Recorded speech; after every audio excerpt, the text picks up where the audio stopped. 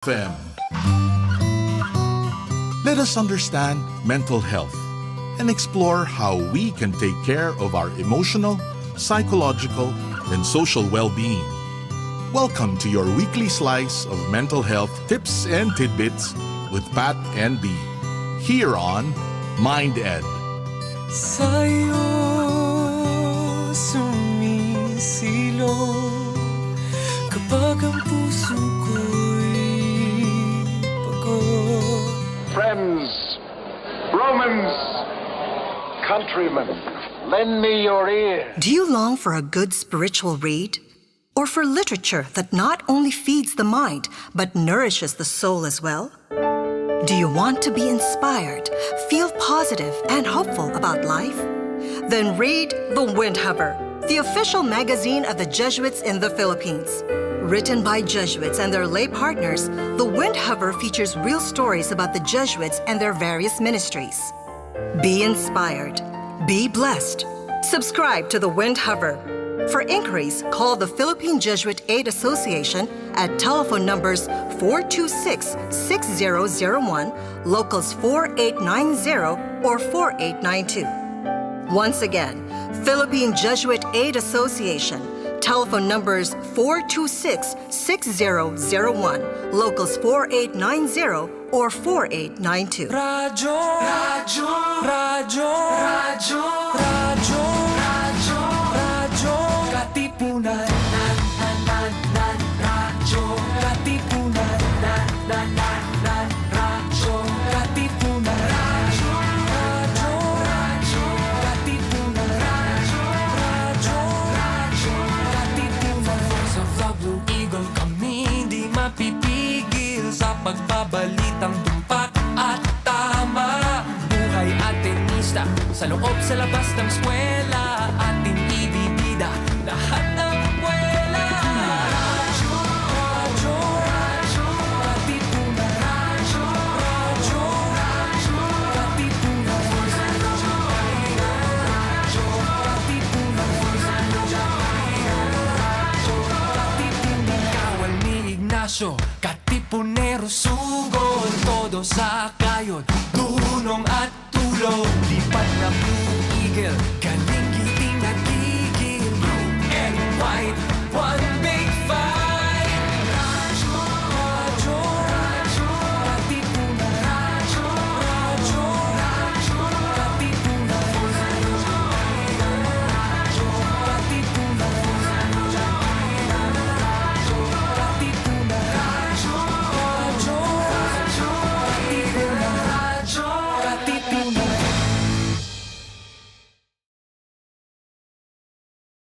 Radyo, radyo, radyo, radyo, radyo, radyo, radyo, Katipunan, radyo, Katipunan, radyo, Katipunan, radyo, radyo, radyo, Katipunan, radyo, Katipunan. Voice of the Blue Eagle, kami di mapipigil sa pagbabalitang tumpak at tama. Buhay at tenista, sa loob sa labas ng eskwela, ating ibibida lahat ng eskwela. Radyo, radyo, Katipunan, radyo, radyo, radyo, Katipunan, radyo,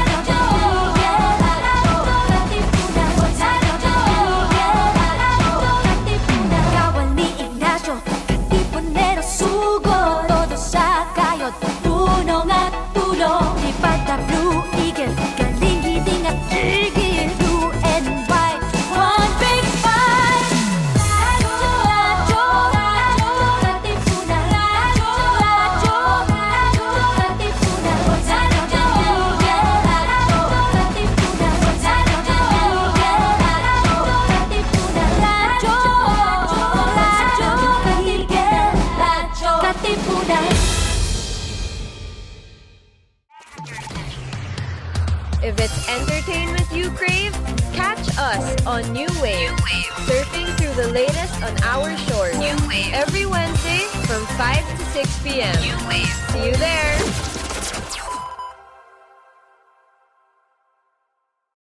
Good afternoon. Coming to you live on Radyo Katipunan 87.9 FM via Zoom. I'm Max, and when it comes to what's happening, I'll serve you the facts. So please take this hour to sit back and relax because this is New Wave. So by the time this episode goes live, we would be halfway through finals week. So don't forget that means 3 more days left in the semester, including Saturday, and 3 more days left of the org moratorium. So if you have any out of school activities, they will still push through. But if you have any org activities, you're excused from them until the end of the semester.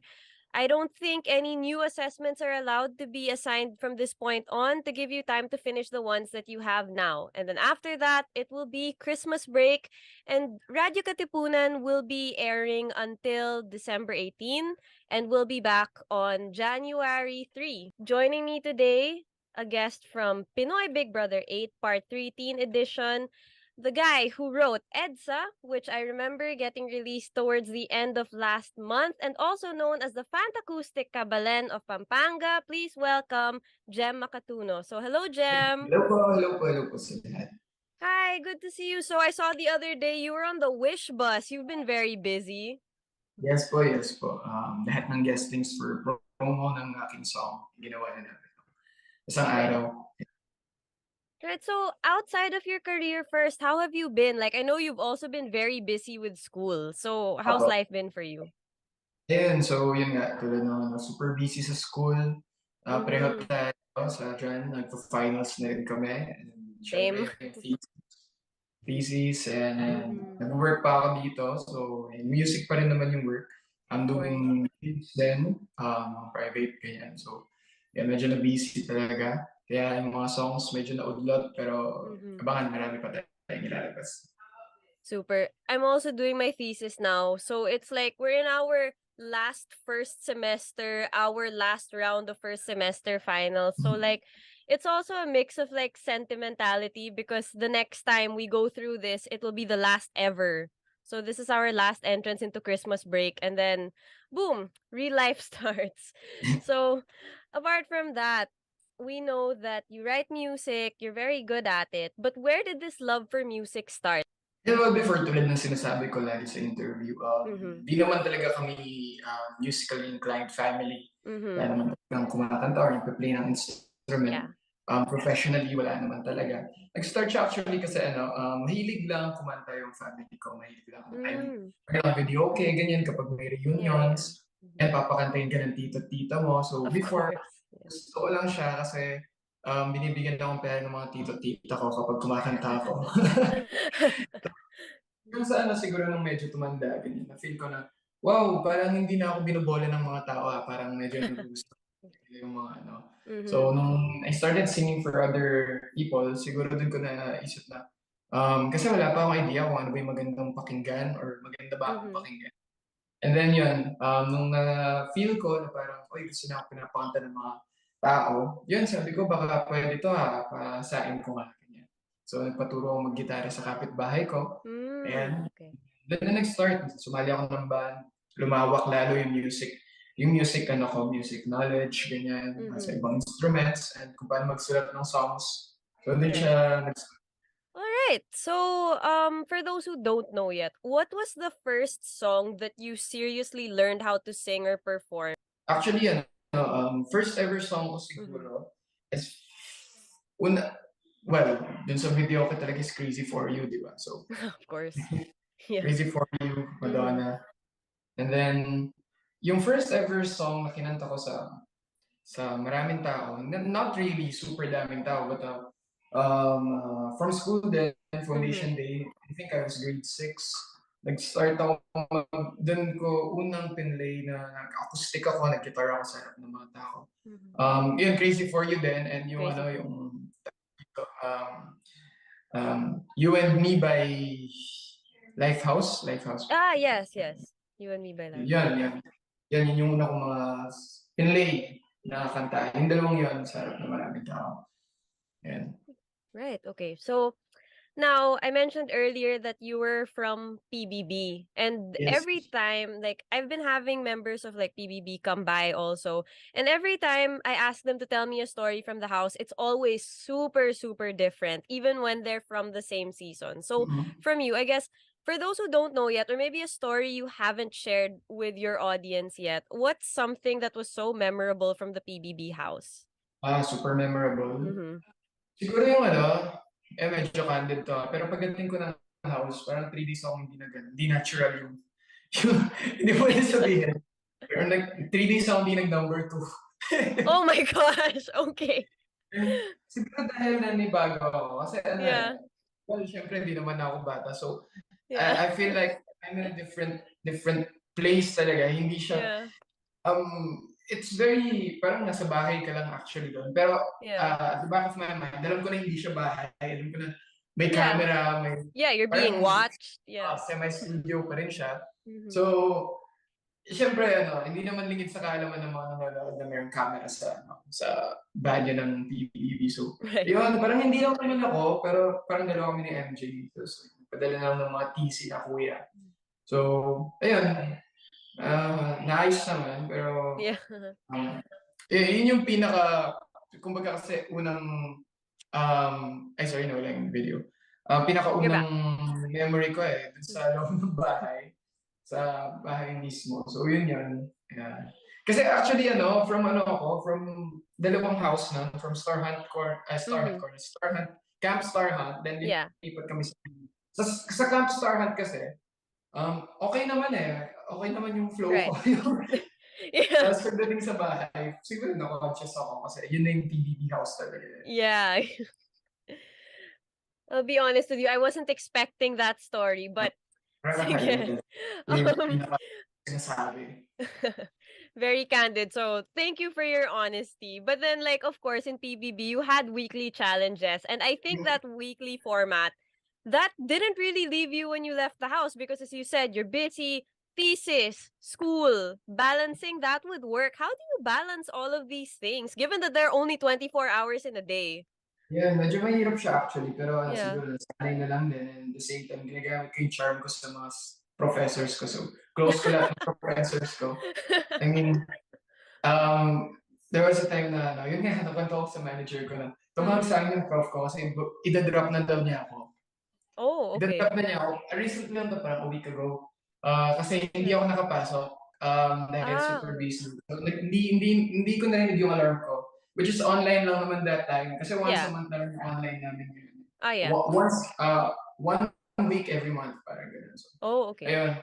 Pero sabi niya sa akin kasi, kung sinabi mo sa akin na busy ka, sana ginawa ko na lang ng dahilan para hindi magtaka yung mga klase mo. Sabi niya, Oh my super God. close na kami.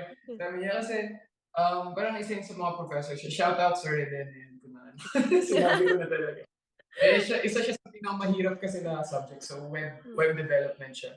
And then yun, natuwa ako sa sinabi niya, imbis na mayak ako kasi idadrop na niya ako. Yeah. Sabi niya, next time sabihin mo sa akin, pagbibigyan pa kita last chance na lang, sabi. Kasi nga, mataas pa rin grades ko actually, PL, kumbaga mahabol pa rin ako sa inyong title, PL pa rin ako. And then, kasi yung ginagawa ko, hinahabol ko na lang yung activities. Sa college kasi, yung attendance, di na talaga super. Yes. Depende siya sa professor kung matter yung attendance talaga. Yeah, especially online. Yeah. Hinahabol ko siya sa mga quizzes, activities, and projects, ganyan. So, mataas pa rin grades ko. Kaya, iniisip niya lang daw din yung kapakanan ng ko and yung mga klase ko kasi baka block section kasi kami from first year hanggang isa lang. Oh, wow. In Ateneo, by your third year, you don't have blocks anymore. So, like, you fend for yourself na. But that's actually better. It's good naman kasi kahit online kami before, at least hindi na nanibago every sem. So, inisip lang nila baka isipin nila may favoritism, ganyan. Pero sabi ko naman, alam naman ng mga klase ko na, ayan, umahabol ako sa mga activities, ganyan. And so, mahirap siya, pero at the same time, challenge na rin ang sacrifice lang talaga is yung health minsan. Kasi after mo ng work, aaral ka pa for the exams tomorrow, ganyan. Ganyan siya. Right. So, okay, this is the first time I'm asking this question, but as advice for the students, how can one have this charm for the professors? Well, usually ganyan. Madalas mga pogi at maganda yung may charm sa mga pero nandun lang tayo sa gitna. Ano lang talaga siguro dahil madaldal ako in a way na hindi nakaka-offend Yeah. and hindi ko masabi, parang kumbaga sa Tagalog sa maboka, parang maganon. And um, parang hindi naman binobola eh. Pero halos lahat ng mga professors ko nagiging close ako. Ang Yeah. pangit lang doon, since nagiging close ko sila, kunwari, may importante kang tapos wala kang excuse talaga. I Right, mean, right. hindi siya excuse. Hindi siya pwedeng excuse since work siya. I mean, meron Of ibang course. work na hindi pwedeng excuse. Alam nila agad na wala ka. Yun lang yung pangit dyan kapag nakausap Ah. mo. Okay, Yeah. okay. So there has to be a balance for sure. So next, actually, what about advice for like time management? Like specific things you do. Like, do you keep a planner? Do you time block? Yung, Yeah. actually, isa rin yan sa problem ko. Mahirap para sa akin Ah. mag-time. Before kasi, talaga nagpa-procrastinate lang ako ng pure, Mas masaya kasi talaga. Joke lang, huwag niyong yan. And then, feeling ko kasi para sa akin, mas nag-function ako pag alam ko meron ng konting time na lang. Pero case to case may iba na hindi Yeah. kaya na mas stress kayo. Pero so yun, kunwari, 2 weeks yung deadline, gagawin ko siya parang day before, hindi ko siya gagawin para mas maganda yung output. So, Yeah. ganyan. Pero ngayon naman, since super busy ng bare months, kasi nga, medyo Of nakakalabas-labas course. na tayo. Yun, nagka-calendar na ako, pati time nakalagay. So, kung may work ako, dapat sa ganito, sa time na to, pero may time limit pa rin siya. 2 hours dapat matapos ko itong activity na to, ganyan. Right. So,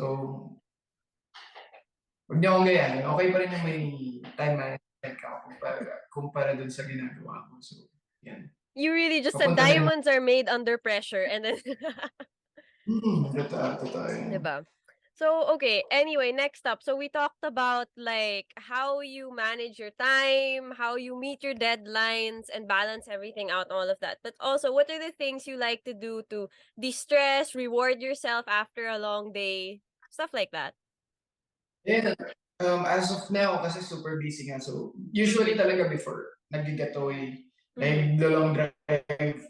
Drive ako kasama yung girlfriend ko, beach kami, ganyan. Siyempre, nasa Pampanga ako ngayon, so malapit lang ako sa Zambales, malapit lang ako sa so nasa Right. center ako. So, anytime makakapag-beach ako. Ganun yung ginagawa ko before. Pero ngayon, dahil super busy, movie, ganyan, yan, watch lang ako ng Netflix, syempre ngayon, may bago, Disney Plus.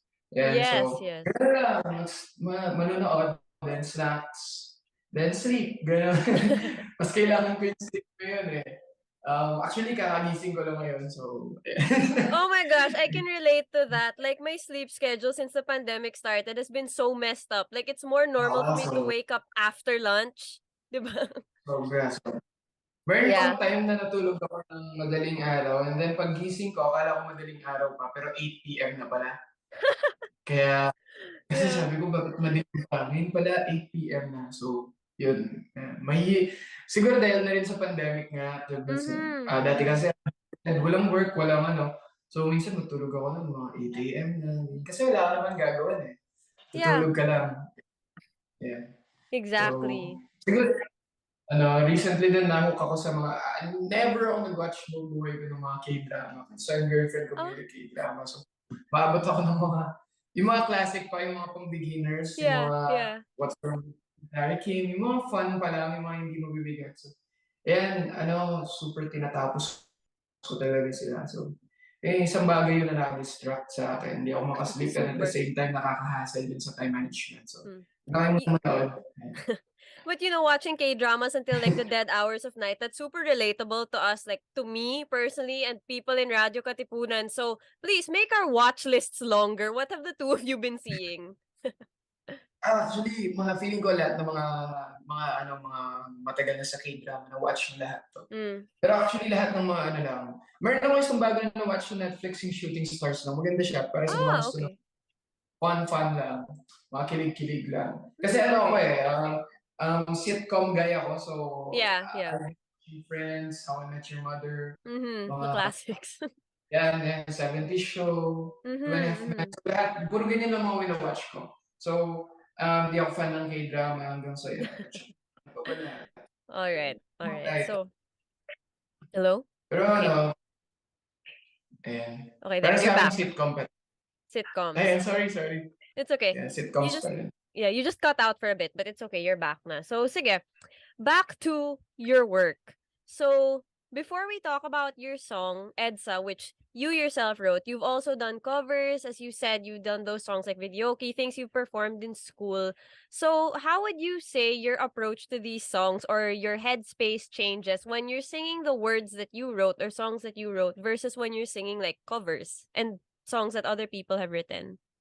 Ayun, actually, meron pa rin akong parang trust issues sa sarili ko. Oh, Parang, okay. since nasanay ako na kumakanta ng mga ibang songs from foreign and OPM, syempre. Mm-hmm. I, I, I tend to parang critic my songs whenever I sing them. Parang, Of course. hindi katulad na kapag cover lang, narinig mo ng melody, minsan na mga songs talaga ngayon, nonsense na parang super pero hindi ko magawa yun na parang, pangit naman ang lyrics dito. Pero whenever I sing my song, parang naano ko siya, ba't ganyan yung lyrics niya? So, meron pa rin time na, siguro, lahat naman ng mga artists na experience yun, meron pa rin time na parang, naisip mo na parang, ibahin yung song mo, during live, ganyan. Kaya siguro, kapag nagla-live yung mga bands for concert, ganyan, nag-iiba yung lyrics minsan. The same time yung version kasi may naisip silang bago. So, baka hindi lang ako. Pero yun yung nangyayari kapag kumakanta ako ng songs ko. I see. That's very interesting. So, sige, last, how do you keep your voice in shape? Like, especially given that during the pandemic, we were all like at home, harder access to like live classes and teaching, if that was your thing. So, how do you keep your voice in shape? Ayun, siguro actually yung before lagi ako napapaos kasi wala pa akong proper technique on how to sing. Kasi actually malayo yung, when I do gigs, malayo yung mga original songs ko. Sa mga kinakanta ko, like, I sing Queen, ganyan. Yeah. Mga matataas na boy, mga bands talaga. Right. And dati, kinakanta ko sila, it's like parang isang gig lang mapapaus na ako because I don't have proper vocal clinic. Then yun, parang tulong din yung pandemic. So, nag-research ako on how to sing properly without stressing your vocal cords, ganyan. So, ayan, right now, ang kontra ko lang talaga is puyat. Puyat lang. Kapag napuyat ako, 50% chance na pag-gising ko is wala na yung falsetto ko. So, I see. and then yung mahirap pa sa akin is matagal bago mag-recover mga 3 to 4 days, minsan 1 week na walang talking talaga bago bumalik. Wow. So, ayun, yun lang. Actually, pag nagigig ako, cold water pa rin, and sweets, okay lang. Ano lang talaga, case to case basis yung yung pag-alaga natin ng voice natin. Merong case na pwede ka sa mainit water or pwede ka sa cold water. So, ayun, ano lang talaga, ang key is proper technique sa pagkanta. Para hindi, kahit long hours ka kumanta, long set, hindi ka mapaos. So, yun. And syempre, rest lagi after.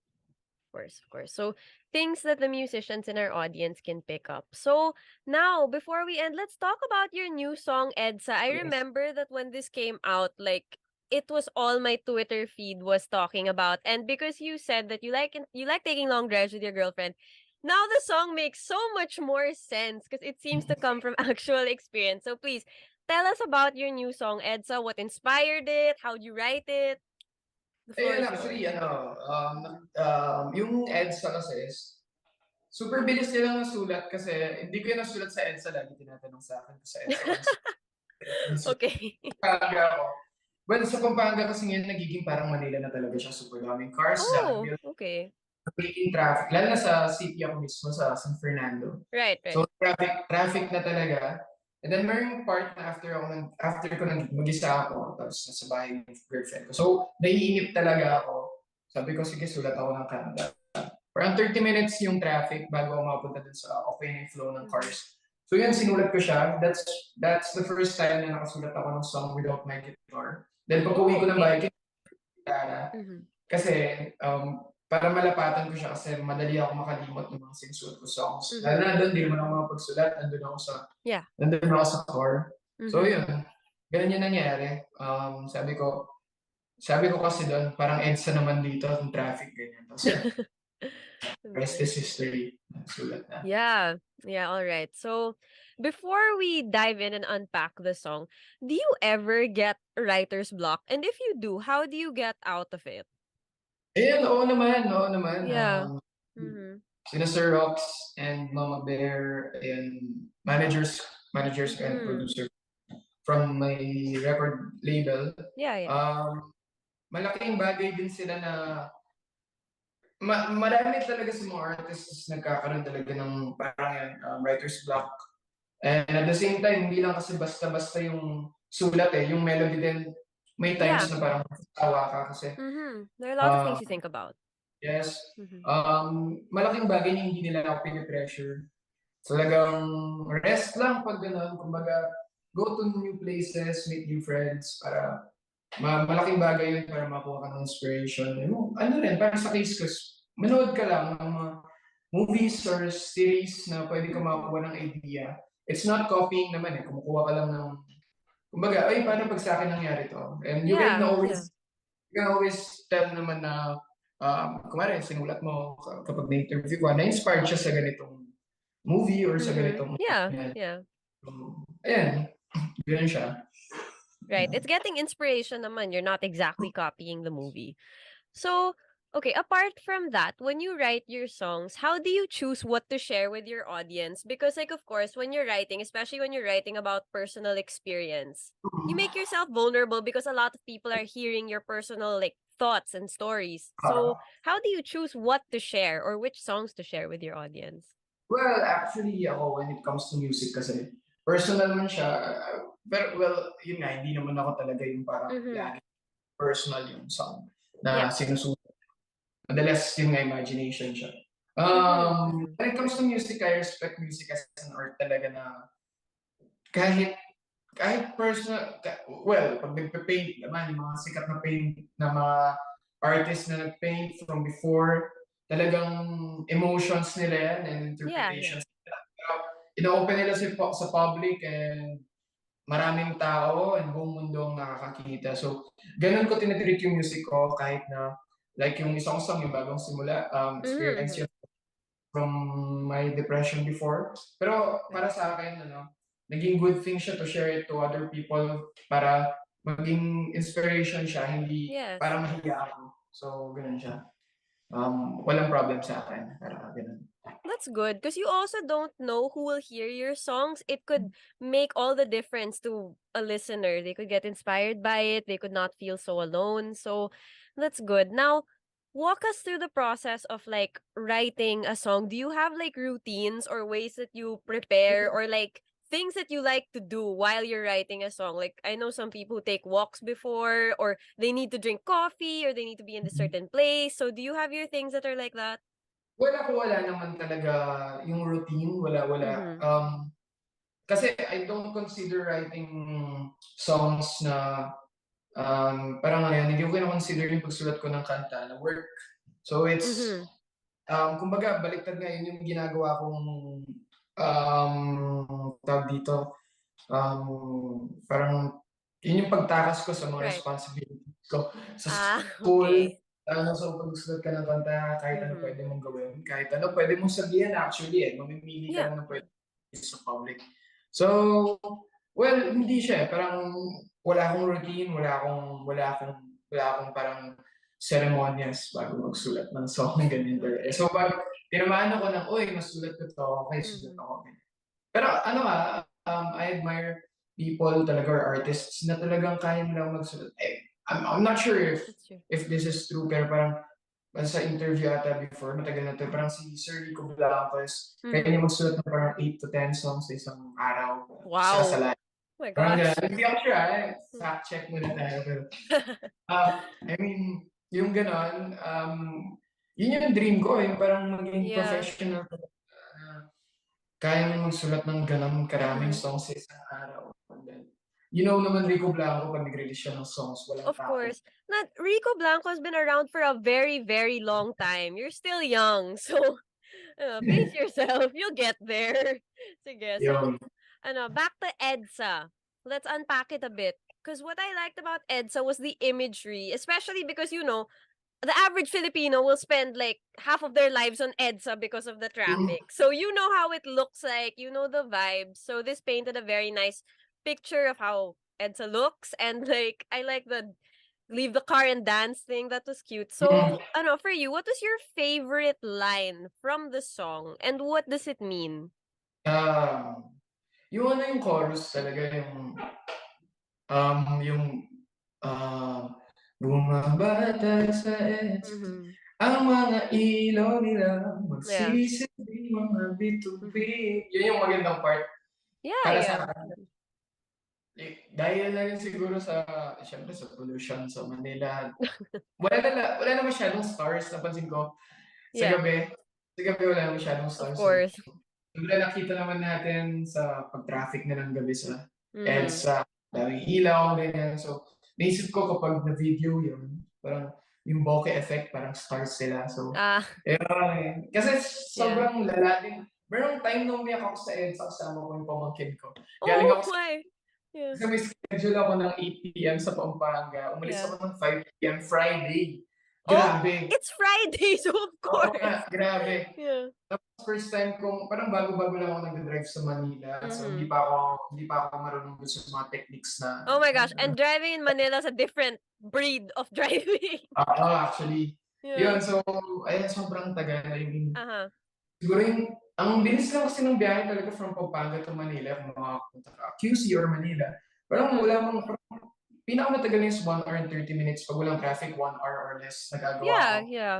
Pero ang tawag dito, nung time na yun, parang grabe yung biyahe kasi sobrang walang usad yung traffic, sobrang stressful. Kaya, ayun, nakita ko kung gaano kaano yung EDSA. Pero yun nga, kung sinuot ko yung song, siguro meron namang bagay na maging positive sa EDSA, sa Mm-hmm. traffic na dala niya. So yun nga, siguro kung meron kang mga mahal sa buhay na minsan mga nakakasama, and kasama mo siya sa car na yun, dun sa time Mm-hmm. na yun, and siguro blessing in disguise na rin yung traffic sa EDSA. Whenever na kasama mo yung mahal mo sa buhay kasi more time for you to bond kahit nandun lang kayo. Yeah.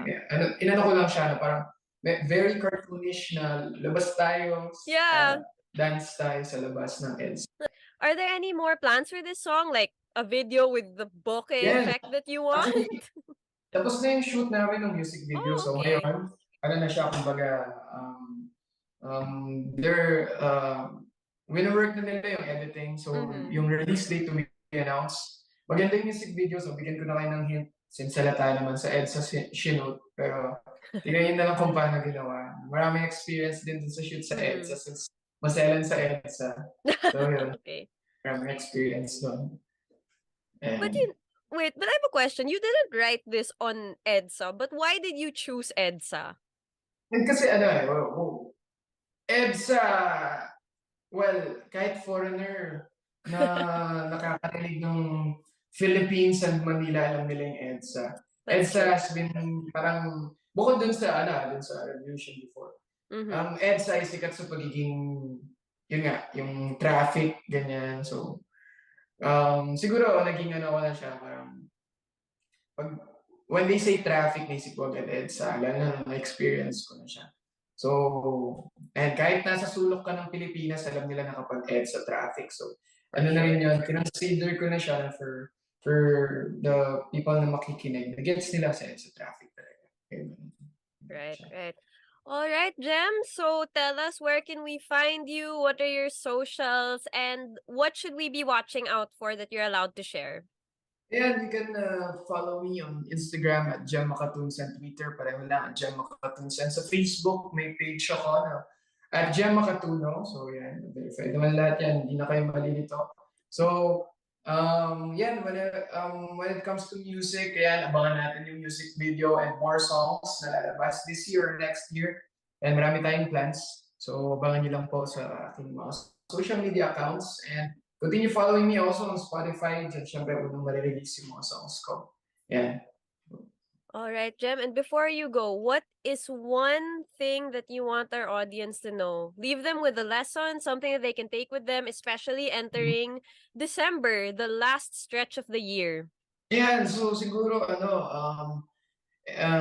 galing tayo sa pandemic, so maraming restrictions, maraming mga bawal talaga, and marami tayong family na hindi nakasama. So take this chance, this December, alam naman natin ang holidays and Christmas dito sa Philippines. Take this chance to be with your family. Enjoy nyo yung Christmas vacation nyo nakasama sila. Bond lang kayo ng bond kasi hindi natin alam kung ano mangyayari next year. For sure. Hopefully, hindi na pandemic ulit. So, My God. ayan. So, sulitin lang natin yung every moment natin with them. And syempre, ingat. Of course. All right, Jem, before we say goodbye, please allow me to thank a few people first because this has been New Wave. So thank you to Teo, who will be handling this broadcast, and Sir Justin, who helped put this together. Thank you once again to our audience for joining us today. We are in our last 2 weeks of airing, so do follow us, check us out, follow us on Instagram at newwave.rk to stay updated. Head over to the Facebook page called New Wave. Don't forget, we are looking for small businesses to feature, so please send us a PM if you're interested in that. Catch the replay on Radyo Katipunan 87.9 FM's Facebook page, YouTube, and Twitter Live, all of which go by at Radyo Katipunan. And don't forget that you can also listen to this episode and many more as a podcast on Spotify, Apple Podcasts, Google Podcasts, and Anchor under the name New Wave. Thank you also to Jan, the Star Magic team, for helping us get this episode together. It's been a good 3 months with you guys, so thank you for that. But of course, most of all, thank you to our guest, Jem, for joining us today, for sharing your music with us. We'll be streaming, and good luck with your thesis. Stay in class. So once again, I'm Max, and when it comes to what's happening, I'll serve you the facts, and this has been New Wave. See you next week. Bye!